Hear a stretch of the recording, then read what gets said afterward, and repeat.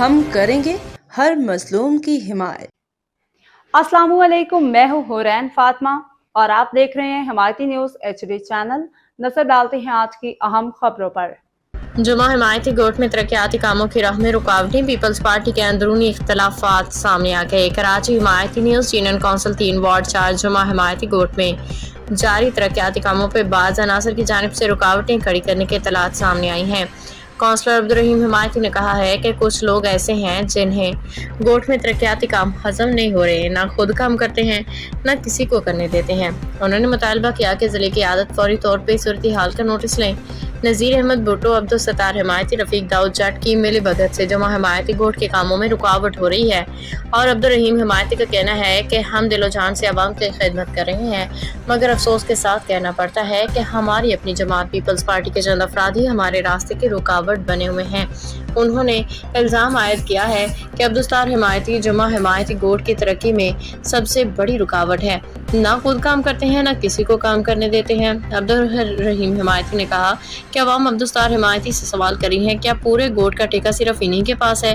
آپ پارٹی کے نمائندے ضرور ہیں، مگر پارٹی کے ترقیاتی امور میں بلا وجہ مداخلت کیوں کر رہے ہیں؟ گزشتہ سال راجہ عبدالرزاق کے ساتھ بدتمیزی کے واقعے میں یہی لوگ ملوث تھے، اس کے باوجود ہم نے متعدد ٹینڈر پاس کروا کے کام شروع کروائے ہیں، مگر ان کی ضد اور انا پرستی ترقی کی راہ میں مسلسل رکاوٹ بنی ہوئی ہے۔ انہوں نے مزید کہا کہ ہم لکھتے رہیں گے، چھاپتے رہیں گے اور عوام کو حقائق سے آگاہ کرتے رہیں گے، اعلیٰ حکام کو بھی بار بار نشاندہی کرتے رہیں گے۔ دوسری طرف یوسی چیئرمین جاوید اقبال کاکو کی قیادت میں برکات مدینہ نئی آبادی، لیبر کالونی سمیت مختلف علاقوں میں ترقیاتی کام تیزی سے جاری ہیں، تاکہ افسوسناک امر یہ ہے کہ جمع حمایتی گوٹ میں جب بھی فنڈ ملے ہیں، ہمارے اپنے ہی لوگ رکاوٹ بن جاتے ہیں اور کام نہیں ہونے دیتے۔